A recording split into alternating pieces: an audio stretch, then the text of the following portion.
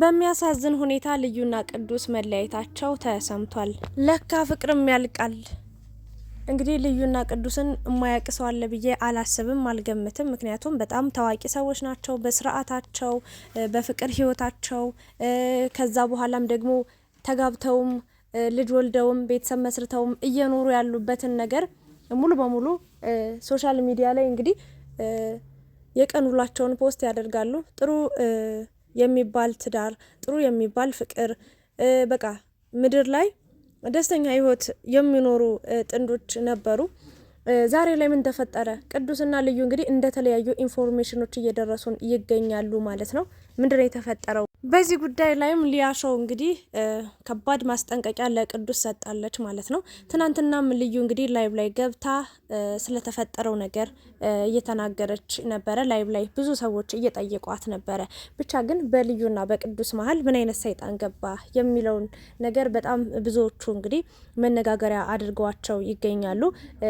ልዩ በጣም እንደከፋት፣ በጣም ውስጧ ብዙ ነገር እንዳለ፣ ቅሬታ እንዳለባት፣ ውስጧ የሆነ የጎደላት ነገር እንዳለ ፊቷ ላይ ያስታውቃል። ካነጋገሯ በምትለቃቸው ቪዲዮዎች ብቻ ከባድ ነገር እንዳለ ኢንፎርሜሽን እንግዲህ እየሰማን እንገኛለን ማለት ነው።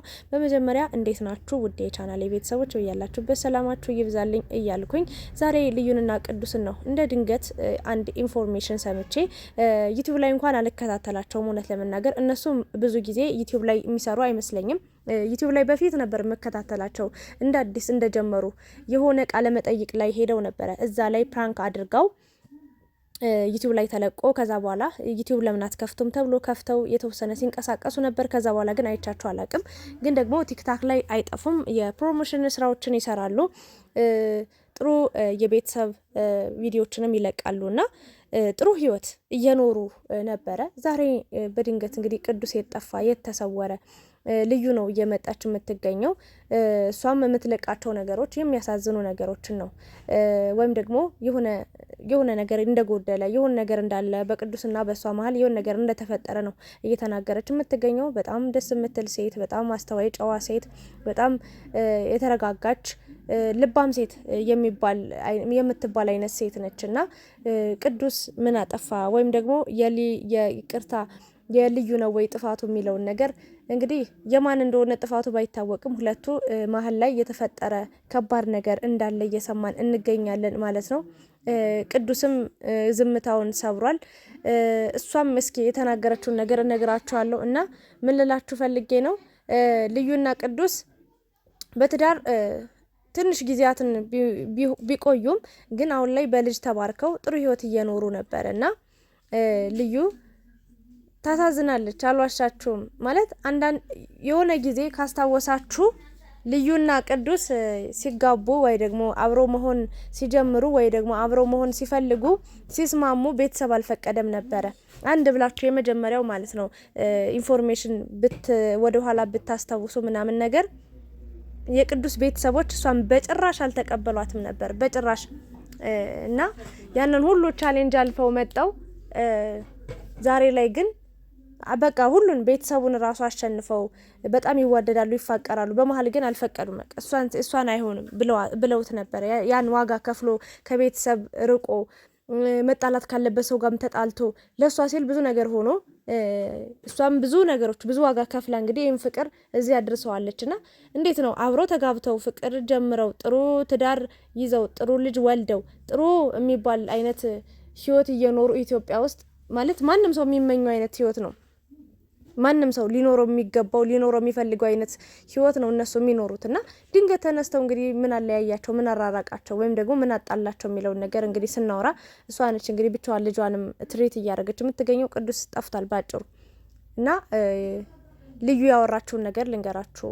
ልዩ እንግዲህ ምንም ነገር ከመናገር ተቆጥባለች። ምንም ነገር ምን እንደምትሰራ ምናምን ተናግራለች። ከዛ ውጪ ከቅዱስ ጋር በውስጧ ብዙ ነገሮች እንዳሉ ባጭሩ ነው መልሳ የወጣችውና ስለ ቅዱስ ምንም አይነት ነገር አልተናገረችም።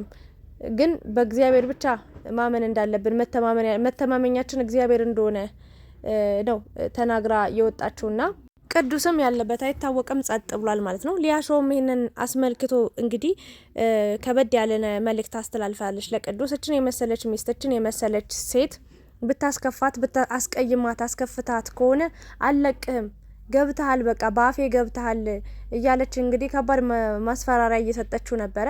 ኤኒዌይስ ግን አንዳንዴ ያው ሁሌ ፍቅር ይኖራል ማለት አይደለም። ወይም ደግሞ መጀመሪያ ላይ ምርጥ ፍቅር ኖሯችሁ ትዳር ስትገቡ ደግሞ ይቀንሳል ማለት አይደለም። ህይወትን ከመለየት የእውነቴን ነው የምላችሁ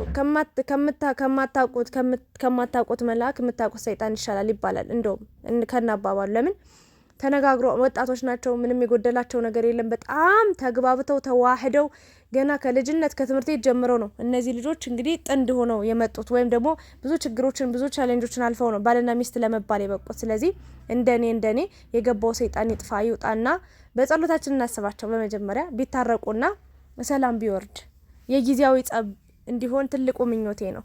ምክንያቱም ብዙ የለፉለት ፍቅር ብዙ ዋጋ የከፈሉበት ትዳር መጨረሻው ሲያምር ከዛ እንደዚህ ብትን ሲል ደግሞ በጣም ነው ከባድ ነገር ብዬ የማስበው። ምክንያቱም ከናንተ ብዙ እኔ እግዚአብሔርን ነው ምላችሁ በሁለታቸው ፍቅር በጣም ነው ምቀነው በጣም ከሚባለው በላይ። ለምን መንፈሳዊ ቅናት፣ ጥሩ ቅናት ከነሱ ብዙ ነገር እማራለሁ ብዬ አስብ ነበረ። ብዙ ሰዎችም ከነሱ ይማሩ ነበር። እነሱም በስነ ስርዓት በቃ በትዳራቸው፣ በህይወታቸው፣ በስራቸው በጣም የሚደነቁ በጣም የሚበረታቱ ወይም ደግሞ በጣም በቃ አለ አይደለ ሰው እነሱን ባረገኝ ብሎ የሚመኛቸው አይነት ልጆች ነበሩ። ከነሱ ብዙ ሰዎች ለመማር ዝግጁ የሆኑ እነሱን በጣም በቃ ሮል ሞዴል አድርገው የሚከተሉ ሰዎች ነበሩና በድንገት ይሄ ነገር ተከሰተ ቢባል እንግዲህ አላቅም። በጣም ከባድ ነገር ነው። ለሁሉም ሰው ከባድ ስሜት ነው። ለማንኛውም ግን እኔ እንደኔ ያንቺ ሀሳብ ምንድነው ካላችሁኝ ቅዱስና ልዩ የተለያዩ አይመስለኝም። ግን የሆነ ነገር ተፈጥሯል በመሀላቸው። ለጊዜው ጋፕ ተፈጥሯል። ለጊዜው ቅዱስና ልዩ እንግዲህ አንድ ላይ እየሰሩ እንዳልሆነ ነው የተረዳሁትኝ እንጂ ይሄን ያህል እስከ መፋታት የሚያደርስ ጸብ፣ ከባድ የከረረ ነገር ይኖራል ብዬም አላስብም። ምክንያቱም ይሄ ቢሆን ኑሮ በዚህ በከረረ ጸብ ወይም ደግሞ አብሮ የማያስደረጋቸው አብሮ የማያስሆናቸው ነገር ቢኖር ኑሮ ድሮ ነበር። የእሱ ቤተሰቦች አልፈቅድላት ሲሉ አልፈቅድለት በቃ ከእሷ ጋር እንዲሆን አይፈልጉም ነበር ባጭሩ። ያኔ ነበር የሚቋጨው። ስለዚህ ያንን ሁሉ ቻሌንጅ ላልፎ የመጣ ፍቅር በእንደዚህ በትንሽ ነገር ይለያያሉ ብዬ አልገምትም።